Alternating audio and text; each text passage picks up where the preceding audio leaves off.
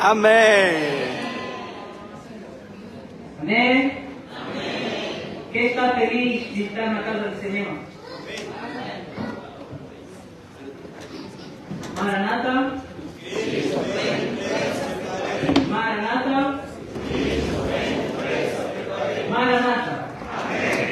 Bom, gostaria de convidar a classe batismal para se retirar para este lado de fora e o monitor estará lá à vossa espera e crianças também, conforme a informação. Então, vamos ter brevemente o resumo trimestral da nossa lição, porque hoje, na verdade, é a última lição. Hoje é 13º sábado da Escola Sabatina, então estamos a terminar a primeira lição que nós estávamos a ter para este ano e agora já estamos a começar a segunda lição. Quem foi abençoado com lição de Salmos? Levante a mão. Quem foi abençoado? Eu também sou um deles. Gostei muito da lição que agora está a acabar. Então, para começarmos, vamos fechar os olhos para orar. Obrigado, Senhor nosso Deus. Nós estamos aqui para aprender as suas sagradas palavras. Pedimos para que o Senhor esteja nesse local e nos guie para que tudo quanto vamos falar aqui seja segundo a sua honra e glória. Em nome de Jesus. Amém. Amém. Mais uma vez, Maranata. Cristo vem depressa, preparei. Maranata. Cristo vem depressa, preparei. Maranata. Amém. Amém. Então,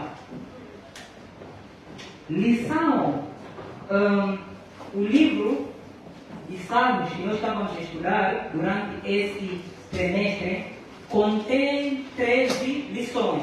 Para aqueles quem conseguiu ler todas as 13 lições? 13. Vou levantar a mão. Quem conseguiu ler? Sim, são poucos. Rapidamente para alguém, são mais ou menos 40% da igreja. Por favor, irmãos, vamos estudar a lição de Escola Sabatina. Então, esta lição contém 13 lições. A primeira lição é como ler os Salmos. Depois vem, ensina-nos a orar, o Senhor reina, o Senhor ouve e liberta, um cântico ao Senhor é uma terra estranha. Eu me levantarei, sua misericórdia se eleva até os céus, sabedoria para uma vida justa. Bendito o que vem em nome do Senhor. Lições do passado. Anseio por Deus que se ama. Adoração para toda a vida e espere o Senhor. Para aqueles que estudaram bem esta lição, nós podemos perceber que lição quase 99% baseia-se no livro de Salmos, como o título já traz. E ao longo do estudo da lição, eu pude dividir esta lição em 3 pontos importantes.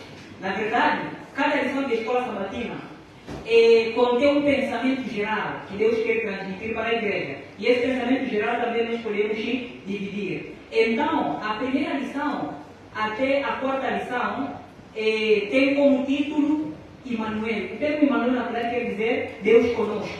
O salmista aqui está a mostrar um relacionamento entre o homem e Deus, Deus conosco. Esses salmos que nós encontramos, pelo menos nas primeiras quatro lições, nós encontramos que o salmista falando do relacionamento que ele desenvolve com Deus. Basicamente isso. É por isso que usamos o termo Emmanuel, que é o nome de Jesus, que uma vez Deus decidiu tornar-se carne e habitou entre nós. Deus conosco. Então, como ler os Salmos? Aqui nós compreendíamos a maneira de ler os Salmos.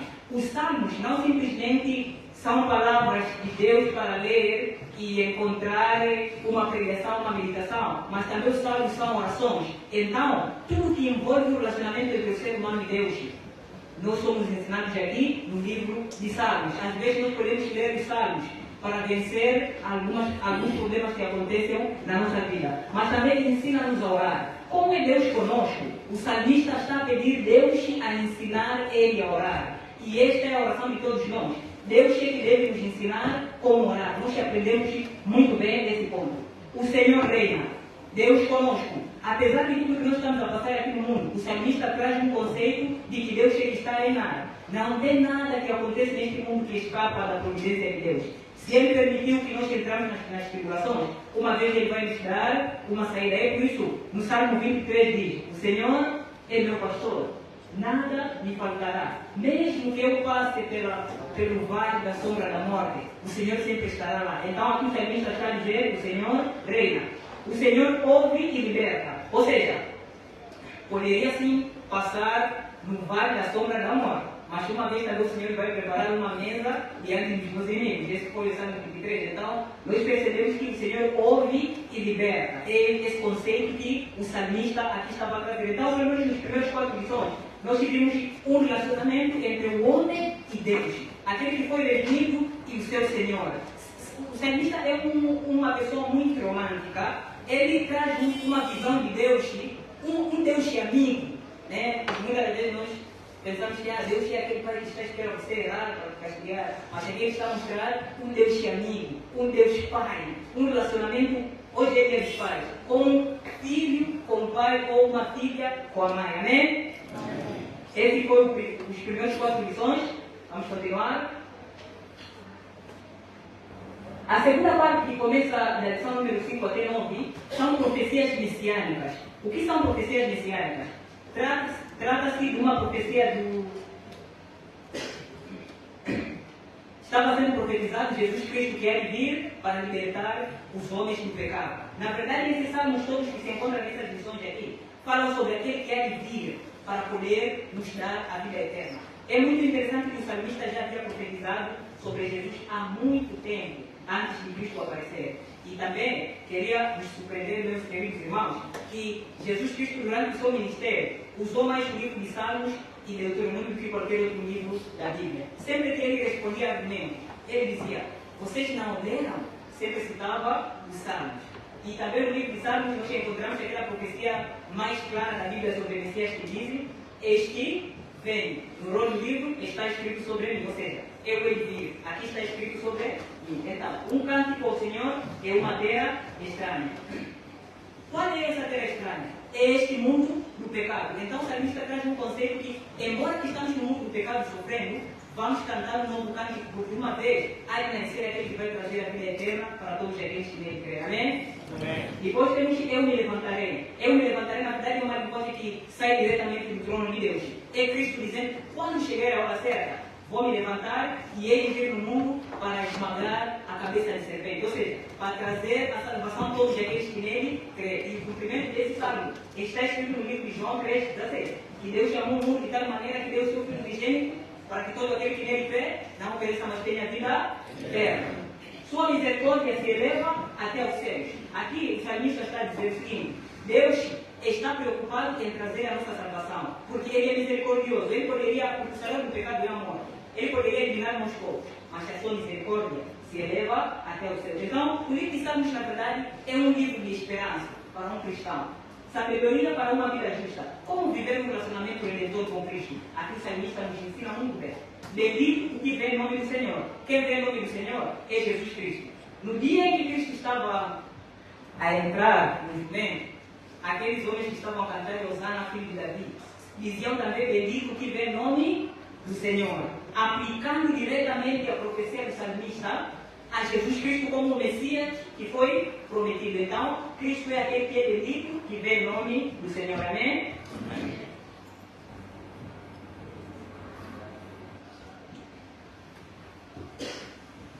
A última parte é nós com Deus.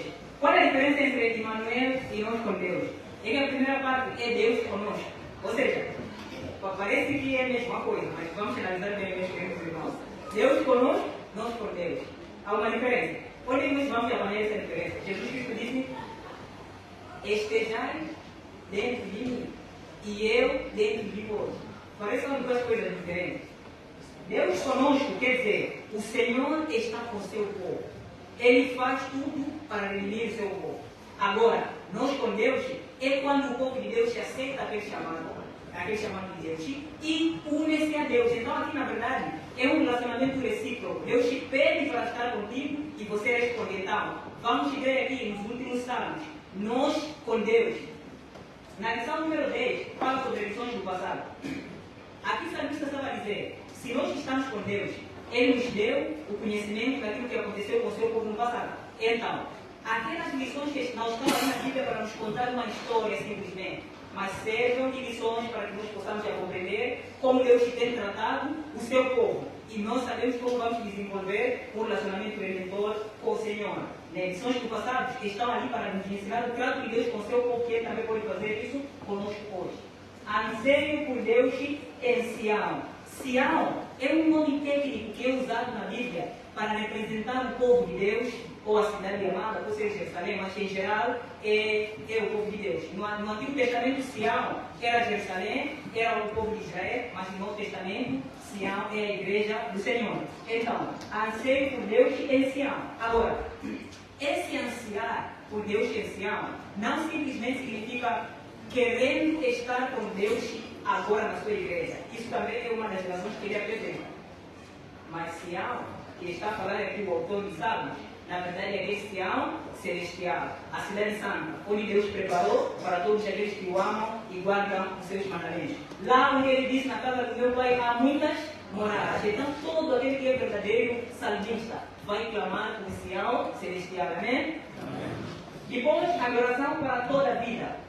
O salmista nos ensina que o nosso estilo de vida deve ser uma adoração completa. Quando nós falamos de adoração, simplesmente pensamos talvez em cantar, mas que a adoração é uma vida de entrega a Deus. A sua vida deve ser um louvor a Deus. O apóstolo Paulo, ele usa um termo muito interessante, diz: a nossa vida deve ser um cheiro de vida para a vida. Amém? Um cheiro de vida para a vida. Ou seja, uma vida de louvor a Deus. E por fim, espere no Senhor. É muito interessante que a lição do Salmo termina em espere no Senhor. O que queria trazer aqui do salmista? Ou seja, Deus queria nos ensinar. É muito difícil esperar no Senhor. Nós cremos que Jesus vai voltar, mas podemos fracassar amanhã e depois perder a confiança e começar a viver como aqueles que não têm esperança. Mas o salmista termina a dizer: não, espere no Senhor. Ele demorou sim de voltar, mas espere no Senhor.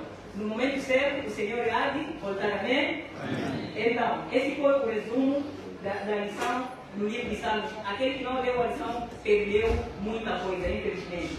Espero que não deixem de ver também a próxima lição. Agora, estamos a começar nova lição do grande conflito. Eu me perguntei duas vezes, por que Deus achou necessário que agora falássemos do grande conflito?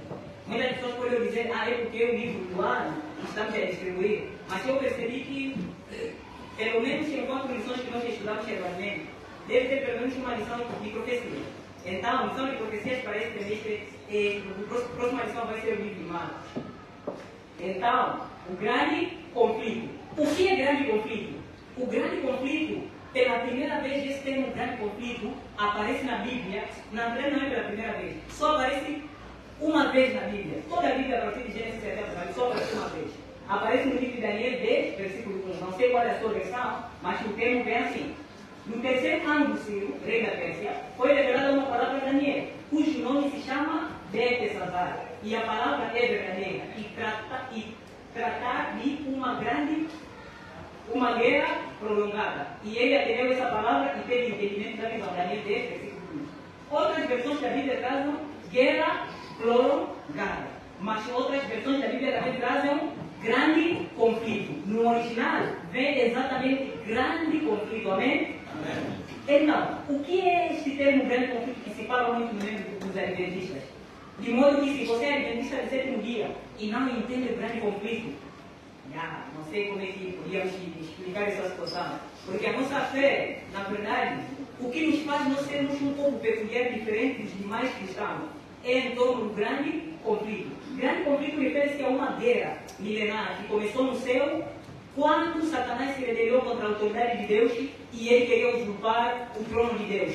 Ali, ele fez uma confusão muito grande e ele queria subverter o governo divino. Mas Deus, através de Cristo, que é chamado Miguel, o venceu e ele foi expulso do céu. Agora, quando ele foi expulso do céu, como até essa parte dos anjos, ele não desistiu. Continuou a lutar com Deus. É por isso que chama-se uma guerra prolongada ou um grande conflito. Ele não desistiu. Continuou lutando com Deus.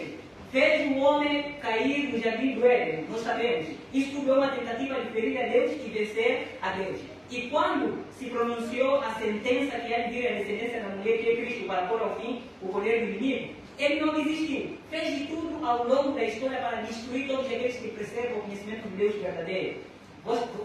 Vocês, irmãos, podem saber quando ler na Bíblia, há de ver muitas guerras que ocorreram para o povo de Israel. Quem incitava aquelas guerras era o diabo, que estava atrás, porque queria eliminar aquele povo. Ao longo dos séculos, o grande conflito tem continuado até hoje. E nós também estamos a caminhar para a última batalha, a mais terrível batalha que já foi travada na terra, quando os homens hão de ousar decidir tirar os mandamentos de Deus e legislar os mandamentos dos homens, onde decretarão que todos, os grandes e pequenos, ricos e pobres, guardarem o primeiro dia da semana, neste caso o domingo, no lugar do sábado. Amém?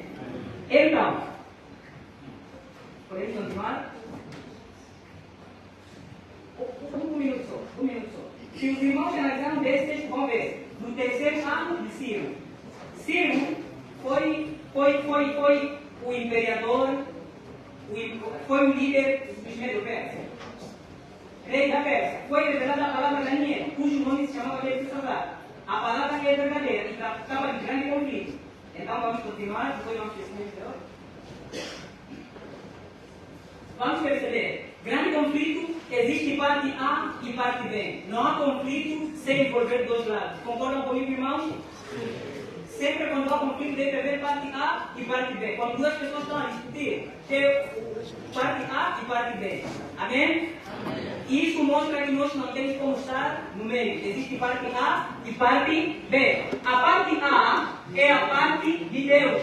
A parte B é a parte de Satanás. Porque o grande conflito é Cristo e Satanás. Deus e Satanás. Parte A, nesse texto nós estamos a ver Daniel fazendo orações para pedir Deus lhe dar visão, de responder às orações. Mas parte B estamos a ver o príncipe da Pérsia. Quem é o príncipe da Pérsia? É o Ciro, a rejeitar de libertar o povo de Deus e voltar para lá. Então quer dizer, não é simplesmente Daniel e Ciro, mas por trás de Daniel e Ciro encontra-se Deus e Satanás também. E assim, entender bem o grande conflito, vamos perceber que não é isso que estamos a ver, mas por trás tem uma guerra muito terrível. Gabriel é mandado para vir trazer a resposta, mas Gabriel afirma que foi impedido por príncipe da Pérsia. Agora, irmãos, pensam que esse príncipe da Pérsia que está impedindo Gabriel é o primeiro príncipe da Pérsia que está rejeitado por Daniel? Não. Automaticamente é o grande príncipe das trevas, e é Satanás neste caso. Depois estamos a ver que Gabriel, quando foi impedido, vem Miguel, que Miguel é Cristo Jesus, o mais poderoso ainda. Pessoas perguntam, às vezes Satanás também consegue vencer os anjos de Deus? Sim, Deus quando expulsou Satanás não criou o seu poder.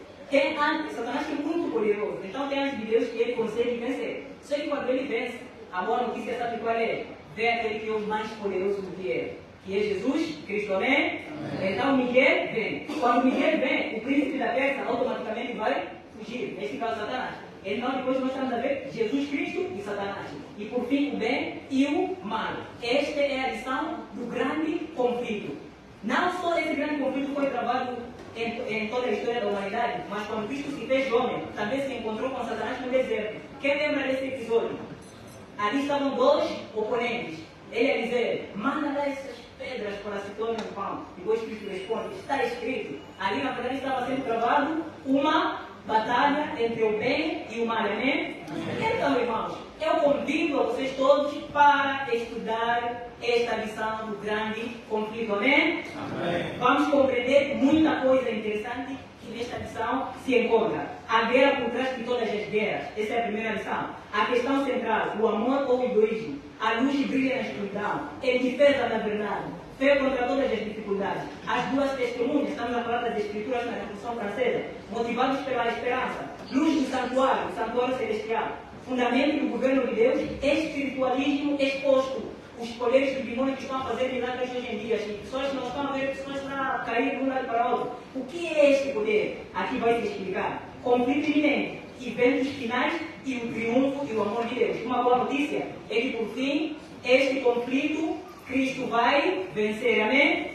E todos aqueles que estiveram no lado de Cristo vão vencer. Então, alguns irmãos já compraram os credenciais, nós vamos passar a distribuir. Só gostaria de informar os irmãos que ainda não compraram e esperam primeiro os irmãos vão terminar de dar aqueles que já pagaram. Depois eu vou informar se há alguns credenciais que restam. Porque há irmãos quando me veem carregando muitos pensados pensam que só estou a dar, não há como. Tem que esperar primeiro, distribuir, depois aqueles que não pagaram poderão já ter talvez alguns pensados que vão quitar. Quem vai ler toda a lição?